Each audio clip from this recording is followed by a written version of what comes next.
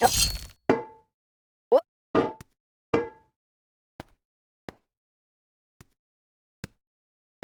no feeling more intense than starting over.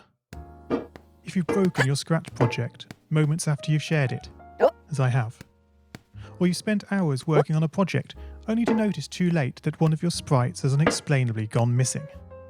If you've made use of that difficult-to-name thing block within the sensing category, amazingly useful but capable, due to a Scratch bug, of leaving you crying as it dumps all your scripts in one big unordered heap.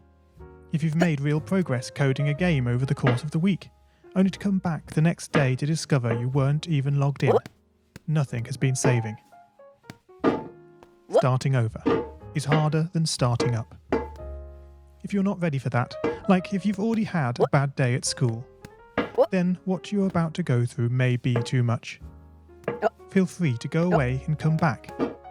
I'll be here. Alright, thanks for coming with me on this trip.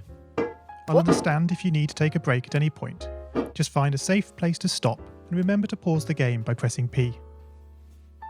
On Scratch you can find loads of remixed or reimagined recreations of existing games, and with good reason. George Bernard Shaw said, "Imitation is not just the sincerest form of flattery, it's the sincerest form of learning." This game is a recreation of a game that came out in 2017, titled Getting Over It with Bennett Foddy. That game in turn was a homage to a free game that came out in 2002. Both games involved dragging yourself, using a hammer, up a mountain assembled from assets and objects sourced from many other games. It seems appropriate then that, when trying to recreate Getting Over It in Scratch, that we should construct our mountain from the same assets used in literally millions of Scratch projects, the unmistakable contents of the Scratch costume library. Unlike Unity or Unreal, Scratch does not provide you with a built-in physics or 3D rendering engine. It has no state-of-the-art debugger, you can't even pause your scripts. We are forced to program old school. Our experience capped at 30 frames per second on a 480 by 360 pixel stage. But these very restrictions force us to experiment, to think out of the box, to grow as developers as we become masters of all things Scratch.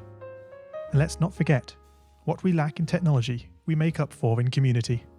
This fantastic bunch of budding software engineers, building, learning, creating, playing, remixing, as diverse a group of people as the very Scratch assets we now so skillfully attempt to ascend. The act of climbing, in the digital world or in the real world, has certain essential properties that give the game its flavour. No amount of forward progress is guaranteed.